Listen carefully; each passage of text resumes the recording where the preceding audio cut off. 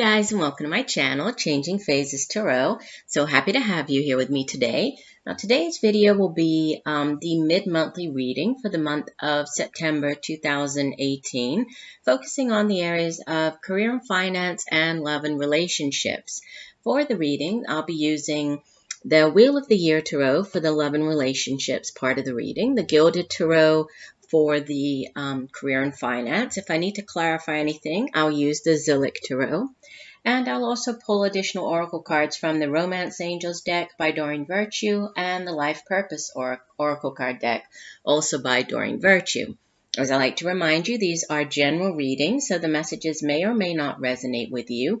In order to get a truly personalized reading focusing on you, what's going on in your life right now, you would need to get a private reading with me. If you're interested, all of the information that you need to order a private reading can be found in the description box below this video. Additionally, I would encourage you to watch not just your sun sign video, but also your rising and moon sign. Sometimes the messages, you can pick up bits and pieces in each of the readings, and then by listening to all three of them, you will get a more complete overview of what what you can be expecting, what might be coming up during the last portion of the month. And one last message, this is focusing on love and career and finance. If you're looking for just the general overview for the month of September, those have already been posted. You can find those, in the playlist on my channel. And then the ones for October will be coming out more towards the end of the month, when I'll also put out the full moon reading and do the next full moon drawing. All right, I think that's it as far as messages. So I will say bye for now, and we'll see each of the signs in 1 second for your reading. Hi Aquarius, hope you're doing well. I'm here to get into your mid-monthly reading. So we'll start off with the career and finance portion of the reading. You have in the past position Major Arcana number 15, the Devil, followed by in the present, the King of Wands, and the outbound energy is the Ten of Cups. Beautiful energy. And the overall energy for the last 2 weeks of the month, you have the Moon. This is Major Arcana number 18, the Moon. And the Life Purpose oracle card that came out for you is you are on the right path. Keep doing what you're doing because it's working. And, the first message that really came through when I laid your spread was something, something to do with imbalance, with the Devil card being in the past position. The Devil can speak of things being, being out of balance in your life. This can be different areas of your life. For example, if you have been working too much, and just putting in too many hours and neglecting your family, neglecting your health, if you've been working just too much, not having enough time for you to take care of you, to eat well, to spend time with your family, to work out, the Devil card is about everything in excess, right? Whereas if we think of the Temperance card in the Major Arcana, the Temperance is everything in moderation, right? Everything in a very balanced approach to everything. The Devil is the complete opposite. It's just excess. So sometimes the Devil card appears when there, are too many, when we're sort of having these excess or indulging in things too much, such as, anything in excess, eating too much, working too much, drinking too much. It can also have to do with fears, having to face fears, or facing our fears to do with something. And we have fears as well with the Moon card. The Moon sitting as the overall energy. It can have to do with facing fears. It can have to do with, needing to uncover something, finding out secrets.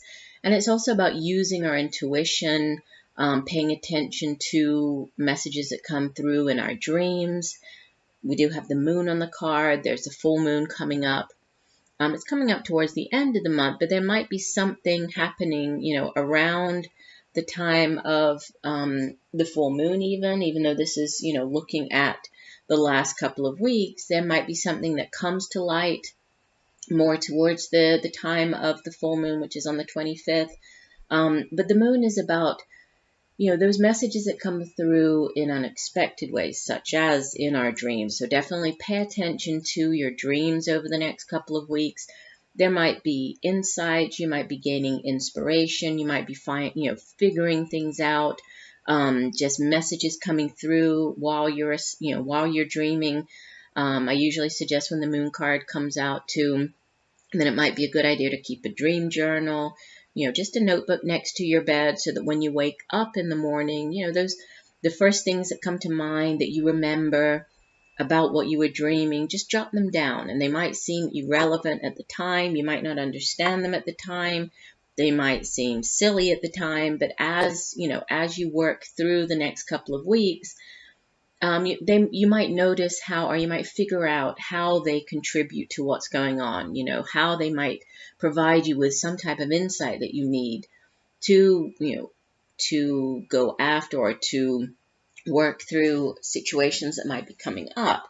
Now, going back to the Devil card, this, it does show up in the past position. I didn't pull a clarifier on it as it is in the past, so, you should be working through, or you might have already experienced this energy. So there might have been something out of balance, right, within your life. You might have been working too hard, indulging too much, in unhealthy things, or an even unhealthy thought pattern, kind of giving in to fears, right, allowing yourself to, and you see that the devil on this card, it's like he's blindfolded here, right? He doesn't want to see, he doesn't care about seeing, what happens, like the kind of the result of, these excesses. It's like he doesn't care. He is all about the imbalance. He just, goes about things without really, caring or giving too much thought about what the results are going to be of that. So, but this is in the past. So I think, if there was some type of, negative sort of behavior, maybe it was just working too much, just excess, just working too much, not having enough time for yourself, that, it is in the past. And I see that there's sort of a shift here with the King of Wands and then the Ten of Cups after it. And it's like the King of Wands, he's kind of looking back at this Devil card. You see, he's kind of looking, and I don't know why, but I almost get the feeling that it's like he's rolling his eyes at the Devil here. It's like, yeah, I'm not going back to that. I know where I'm heading now. And the King of Wands is, if this is a person coming in, this is somebody who's, he's usually very charismatic. He's a kind of a born leader. He's somebody he's a real go-getter. He's not afraid to try something new or go after something new. He's all about taking control of the situation, and just going for it. He's, as the king of the suit of wands, the suit of wands deals with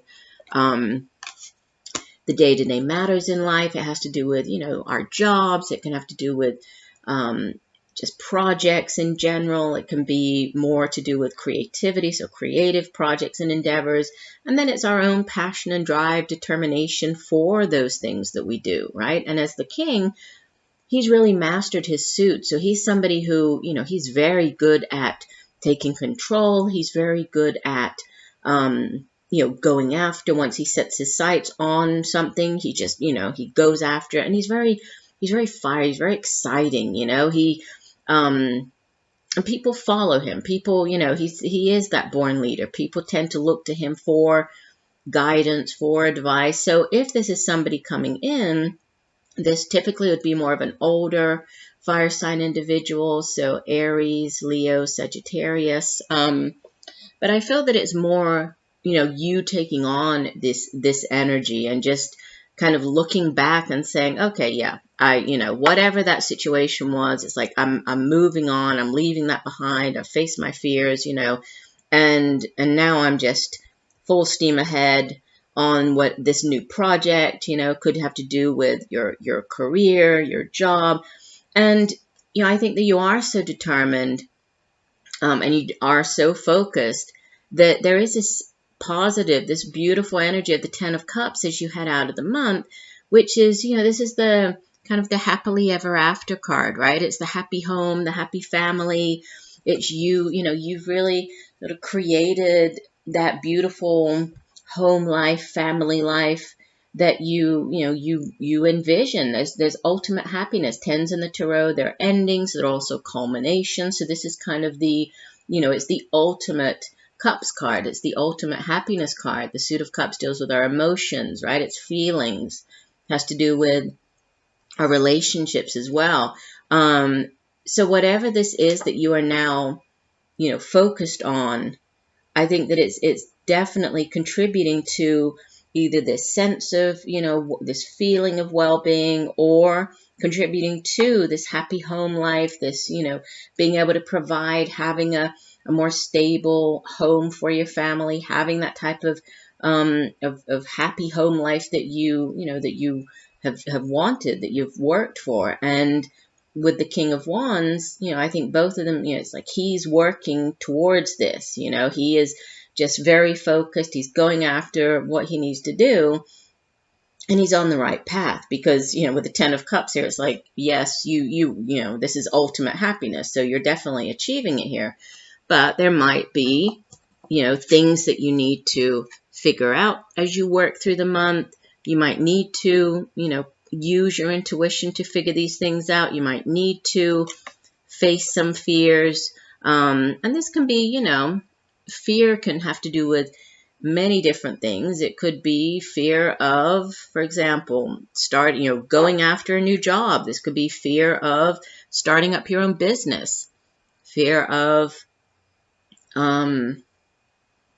trying out for a promotion, you know, whatever the fear is. It's about facing those fears and then, you know, sticking with it and believing that you are heading, you're heading towards the Ten of Cups. So, you know, by facing the fears, listening to your intuition, going with that gut feeling, it's like you're on the right path here, and you're just, you know, you're very focused, and you're releasing, you know, the devil's in the past. You're releasing that, and you're heading towards this beautiful Ten of Cups. And the right path, that kept coming up as when I laid the spread, I kept getting, you're on the right path. You're on the right path. And then when it was something to do with, I don't know if it was the house, but like when I pulled the cards, it was, you know, there was a path or like a way to get to the house, or something to do with the, you know, the way that you get home or get to the house.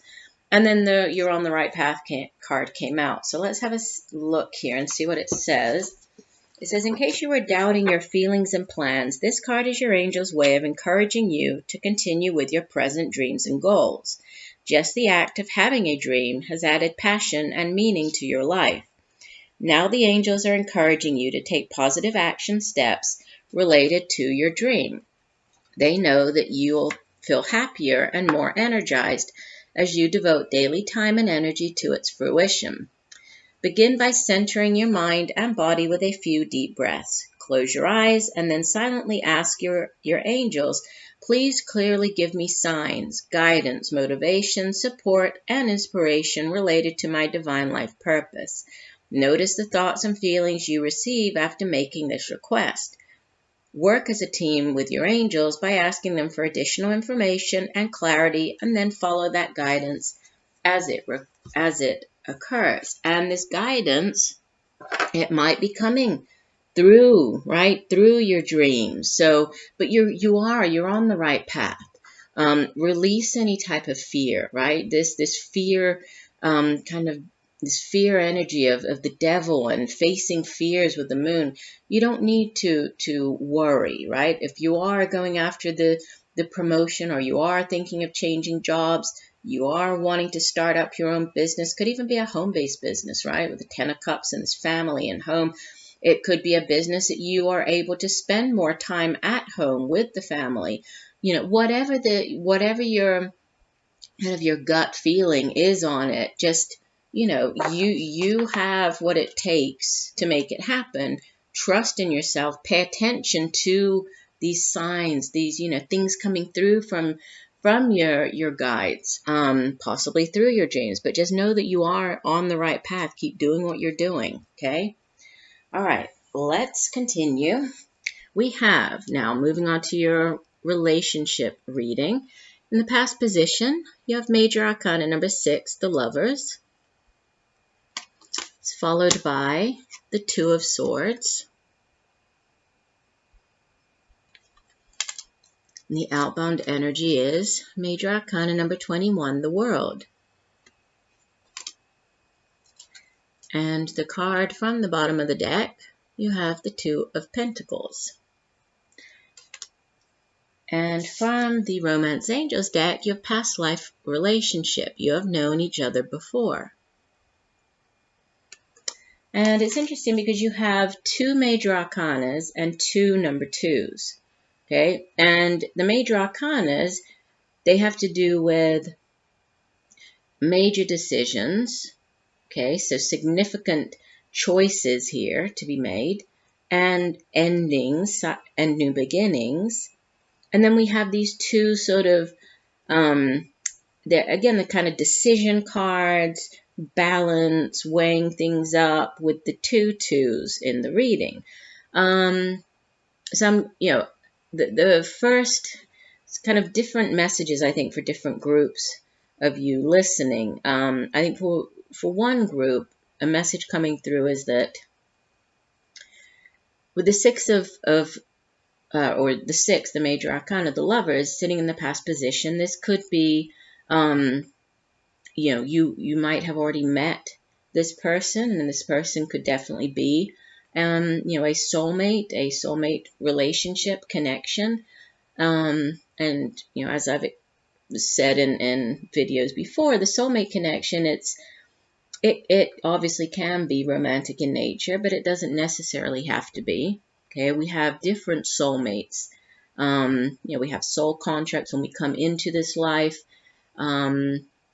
Before we came, reincarnated, we entered into soul contracts with certain individuals. And so, some soulmates do appear in the form of a romantic relationship. Others appear as friends, right? Others are just, they're people who come into our lives to teach us a lesson, or for us to teach them a lesson. So there's this sort of karmic, soul contract between the people. Now, the Lover's card is also a card of choices. Okay, in the first tarot decks, the Lover's card was often called the Choice, right? And it would usually depict like a man faced with, or standing before 2 women, or a woman facing 2 men, and then needing, implying that there would be a choice, or a choice needed to be made between, right, choosing between the 2 people.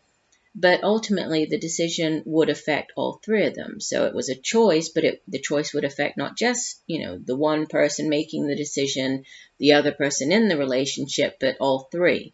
And so there could be, and it's usually thought of as like a head or heart decision. So, going with what sort of your head tells you as opposed to your heart or your gut, it's that type of choice. And it does sit in the past. So, there could have been a significant decision, right? A choice that you faced in the past. You could have, if this is a person, you could have met this significant person in the recent past. For others, the Lover's card, it can, as you can see on the card, it depicts a marriage ceremony. So this tying together, right, the coming together of the 2 people. So there might have been a deepening, a strengthening of a relationship if you're already in a relationship. And then it's followed by this, this 2 of Swords. And usually the 2 of Swords, it's referred to as like a stalemate card. It's a card of impasse, where usually it shows, a person, a woman, blindfolded and with swords, in a very defensive sort of position in front of her. And it implies that she needs to make a decision. So there's a decision to be made, but for whatever reason, she's unwilling to make the decision. she doesn't have all the information she needs to make the decision. She's unwilling to see the situation for what it actually is. And so then she's, she's kind of stuck. And so there's a, obviously she needs to act on it, but she's kind of unable to. In this deck, it depicts it quite differently. You can see that there are the two men, right? And they're like challenging each other here, but they have both of the swords are stuck into the nut there, right? And it's actually called in this deck the two sharpened blades, and it speaks of, conflicting emotions and thoughts, or doubts or indecision about something. And it does sit in between, the Lover's card, so this soulmate or possible decision, choice, and the World card, which is an ending. Okay, so it's like that. I think for some of you, there could be a significant decision that needs to be made regarding a relationship. Could be a relationship that you have been in for quite a while. For others, there could be just a decision that needs to be made within the relationship, and you're having, you're feeling very indecisive. There might be hostility. There might be arguing going on, right? This is sort of clashing of the minds here with the two of swords. So swords it's air energy, and it usually deals with our thoughts, has to do with our intellect. It's where we come up with our ideas. It's also communication, right? So there could be harsh communication, harsh words being used. Again, hostility as well. And then we have this ending and beginning with the World card. The World is it's the last of the major arcana, right? And it represents the end of the Fool's journey. And so it's, it usually implies a significant ending to a particular chapter in our life. So completion has to do with completion of a cycle in order to allow for a new one to begin. And what comes in after the World card is the Zero card, the Fool card, and it's a brand new beginning. So there's some type of clashing of or arguing or clashing of opinions here, but then there's an ending. So two very positive cards with this kind of decision, need to talk things through, need to work through whatever this quarreling, this disagreement is. And then with the overall energy being the Two of Pentacles, the Suit of Pentacles is, again, it's earth energy. Okay, we had it up. Where do we have it? Oh, no, we didn't have it up here. I apologize. It deals with, the tangible things here in the material realm. So, we usually associate it with, our resources. It has to do with money, finances, education, our family, our home. And again, the two, it speaks of this balance, right? It's and you can see that they're sitting on like the seesaw, the teeter-totter, and they're balancing the coins here. And so it has to do with a balanced, equilibrium, a balanced relationship. It has to do with being able to adapt as well. It can represent indecision. In this particular deck, it has to do with more so, this adapting and indecision about needing to make a decision. And again, this is give and take, right? The balanced. So within the relationship, there could be a need for balance. Things could be out of balance. You might be looking to regain, to bring back this balance to the relationship with the Two of Pentacles. And,